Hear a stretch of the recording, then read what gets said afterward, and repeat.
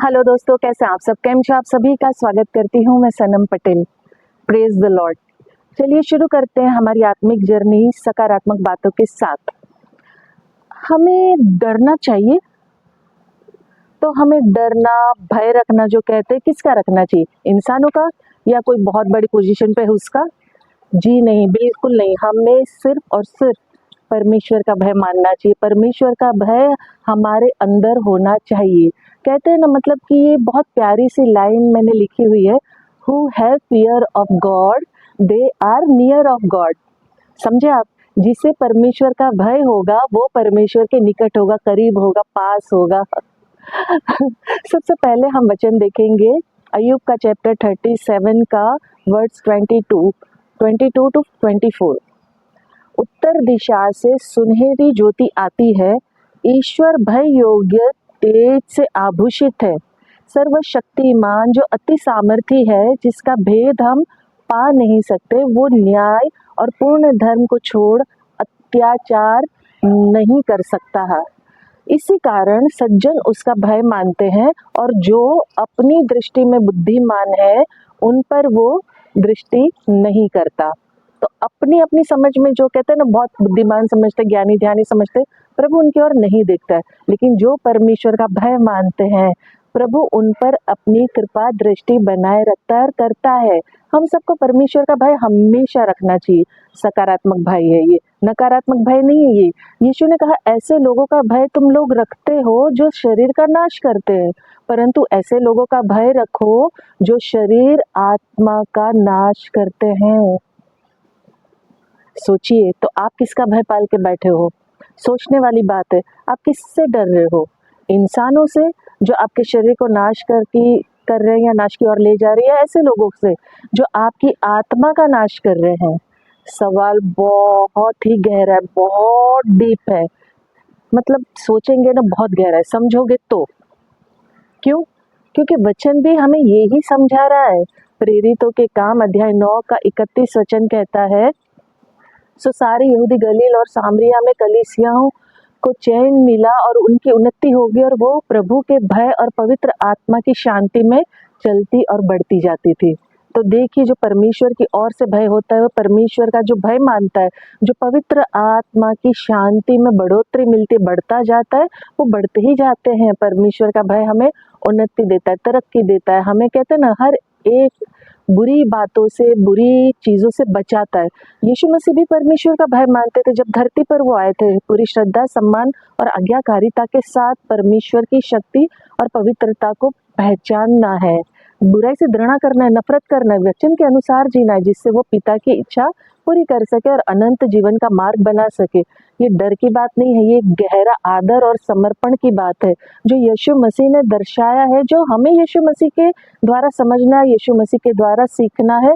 हमें भी परमेश्वर का भय मानना है, यीशु के नक्शे कदम पे चलना है, ना कि इंसानों का भय मान के इंसान कहते हैं ना, अपने जीवन को नष्टता की ओर ले जाना है। इंसान का भय मान के देखिए, जीवन में कुछ भी हासिल नहीं होने वाला है। सच्ची बोल रही हूँ। हम इंसान का भय मानेंगे तो नाश की ओर जाएंगे, क्योंकि वो लोग तो अपना फायदा उठाते हैं। हर एक मनुष्य जो बड़ी पोजीशन पे होगा वो बड़ी तरीके से होगा, जो छोटे लोगों को नाश करेगा, उनका इस्तेमाल करेगा, यूज एंड थ्रो करेगा। लेकिन इंसान को बर्बाद करने पे तुला ही हुआ। ये आप सब जानते हो, आज की दुनिया में जो हो रहा है, कोई भी इस चीज़ से अनजान नहीं है। तो हमें अपने आप को खुद बचाना है। हमें भय सिर्फ और सिर्फ अपने परमेश्वर का, हमारे परमेश्वर का भय रखना है। वचन पढ़ते हैं, भजन संहिता चैप्टर 34 वर्स 11 टू 14 पढ़ते हैं। हे लड़कों, आओ मेरी सुनो, मैं तुमको यहोवा का भय मानना सिखाऊंगा। वो कौन मनुष्य है जो जीवन की इच्छा रखता और दीर्घायु चाहता है, और ताकि भलाई देखे, अपनी जीभ को बुराई से रोक रख, अपने मुंह की चौकसी कर कि उससे छल की बात ना निकले। बुराई को छोड़ और भलाई कर, मेल को ढूंढ और उसी का पीछा कर। ये बहुत ज़रूरी है हमारे जीवन में। आप सीखना चाहते हो कि मुश्किल नहीं है, अगर देखिए, सीखने का हृदय होना चाहिए, सीखना ज़रूरी है। प्रभु जो कहता है ना, बहुत सिंपल है। दीर्घायु जो चाहता है, हर कोई चाहता है कि अच्छा जीवन जिए, लंबा जीवन जिए, एक ना स्वस्थ रहे, निरोगी रहे, तो हमें भलाई का जीवन जीना होगा। ये जो हमारी आँख से भरी हुई ज़ुबान है ना, ये जो 32 दाँतों के बीच में रखी हुई, देखिए कितनी सॉफ्ट नाज़ुक है, लेकिन चारों तरफ पहरा देखो कितना खतरनाक है। ज़रा सा 19-20 होता है तो कट जाती है ना ज़ुबान। तो अपनी ज़ुबान को बुराई से रोकना है, अपने मुँह की चौकसी करनी है, छल की बातें नहीं करनी है, भलाई की बातें करनी है, बुराई को छोड़ देना है और मेल को ढूँढना है, मेल का पीछा करना है, मेल-मिलाप जिसे कहा जाता है। तो ये सारी चीज़ें हमें हमारे परमेश्वर का भय मानने के द्वारा ही मिलती है। जैसे मैंने कहा कि who have fear of God they are near of the God. आज्ञा में चलना है हमें, आज्ञा के अनुसार चलना है हमें, जैसे प्रभु यीशु मसीह खुद आज्ञा में चले हैं, अधीन रहे हैं, हर एक कार्य में वचन के अनुसार जीना है, वचन के अनुसार अपने जीवन को हमें ढालना है। और ये हमारा जीवन जो कहते हैं ना पूरी तरह रच जाना चाहिए, रंग जाना चाहिए, रम जाना चाहिए, जैसे यीशु मसीह का जीवन पूरी तरह रचा हुआ था परमेश्वर में। वो हर एक बात में प्रभु को धन्यवाद करते थे, हर एक बात में परमेश्वर की महिमा करते थे। हमें भी वैसा ही जीना है। प्रभु क्या कहते हैं, यूहन्ना अध्याय 14 में वचन 15 में कहते हैं, यदि तुम मुझसे प्रेम रखते हो तो मेरी आज्ञाओं को मानोगे। यदि तुम मुझसे प्रेम रखते हो, सोचो, अगर आपको मसीह से प्रेम है तो आप आज्ञाओं को डेफिनेटली मानोगे, उसको नकारोगे नहीं, इग्नोर नहीं करोगे। विश्वास में बढ़ना है हमें, आगे बढ़ना है, परमेश्वर का भय रखना है हमें। परमेश्वर का भय हमें विश्वास में बढ़ाता है, हमें उन्नति की ओर ले जाता है। जैसे मैंने कहा कि परमेश्वर कभी नहीं चाहता कि उसके बच्चे कभी दुखी रहे, परेशान रहे, निराशावादी जीवन जिए, ऐसा कभी उसकी इच्छा नहीं है। परमेश्वर चाहता है कि उसके बच्चे ब्लेस्ड रहे, आशीषित जीवन जिए, राइचियस जीवन जिए। जैसे निर्गमन में हम पढ़ते हैं, मूसा का जो आप पढ़िएगा 14 अध्याय पढ़िएगा पूरा, उसमें जब लाल समुद्र को पार करवाया था मूसा ने, तो लोगों ने अपनी नजरों से देखा था ये चमत्कार। ऐसा नहीं था कि नहीं देखा था, परमेश्वर ने लोगों को अपनी नजरों से वो चमत्कार देखने का मौका दिया था। चमत्कार उन्होंने देखा था। 31 में कहा, यहोवा ने मिस्रियों पर जो अपना पराक्रम दिखलाता था उसे देखकर इजराइलियों ने यहोवा का भय मानना और यहोवा की और उसकी दास मूसा की प्रतीति की। परमेश्वर है ना चमत्कार करता है। परमेश्वर का भय मानना हमारे जीवन को आशीषित जीवन करता है, हमारे जीवन को ब्लेस्ड करता है। परमेश्वर के भय के सिवाय हम अपने जीवन में खुश उन्नति कभी नहीं पा सकते, खुशियाँ और उन्नति। 1 यूहन्ना अध्याय 5 का वचन 4 कहता है कि जो कुछ परमेश्वर से उत्पन्न हुआ है वो संसार पर जय प्राप्त करता है, और वो विजय जिसे संसार पर जय प्राप्त होती है वो है हमारा विश्वास। आमीन, हालेलुया।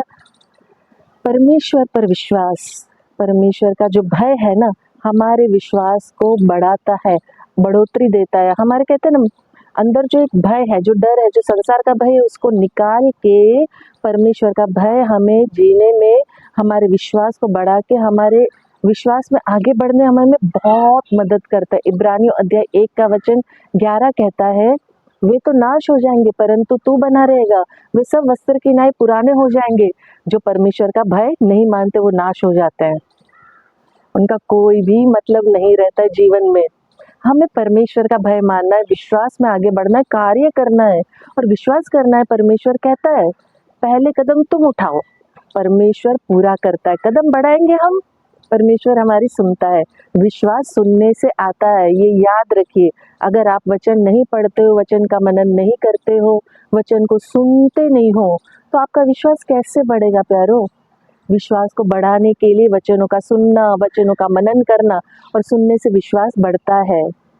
नीति वचन अध्याय 8 का वचन 13 कहता है, यहोवा का भय मानना बुराई से बैर रखना है, घमंड, अहंकार और बुरी चाल से, उलटफेर की बातों से भी मैं बैर रखती हूँ। ये बुद्धि कह रही है। यहोवा का भय मानना जो है बुराई से बैर रखता है, घमंड और अहंकार और बुरी चाल से, उलटफेर की बातों से इंसान दूर रहता है। जो परमेश्वर का भय मानने वाला होगा, वह संसार में जो होता है वो तो भाई क्या ही कहना, इन्हीं सब चीज़ों को पसंद किया जाता है। इन सारी चीज़ों में टेम्पटेशन और हर गंदगी मिलती है ना भाई, तो हर इंसान पवित्र जीवन जीने से कतराता, डरता है, क्योंकि पवित्र जीवन जीने में हमें बहुत सारे स्ट्रेट कहते हैं ना सीधे नियम लेना होंगे, सीधे फैसले लेने होगा, आज्ञाओं का मनन करना, वचनों का मनन करना होगा, आज्ञाओं को मानना होगा। राइचियस में जीना चाहते हो तो परमेश्वर का भय हमें हर बुराई से बचाता है। घमंड, अहंकार, बुरी चाल, उलटफेर की बातें, शारीरिक से कहते हैं ना जो चलते शारीरिक रूप से घमंड और अहंकार आता ही है, जो इस संसार में टेम्पटेशन में फंसते हैं और फंसाया जाता है।